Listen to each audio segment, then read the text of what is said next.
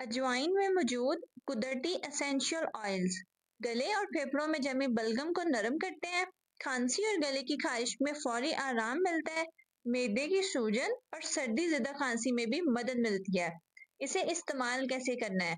एक चाय का चम्मच अजवाइन लें, उसे नीम गर्म पानी में डालें, 5 मिनट के लिए ढक कर रख दें और फिर छान कर पी लें। बच्चों के लिए आधा चाय का चम्मच दही में शामिल करके इस्तेमाल करें। वीडियो अच्छी लगी तो लाइक, शेयर और फॉलो करना मत भूलें।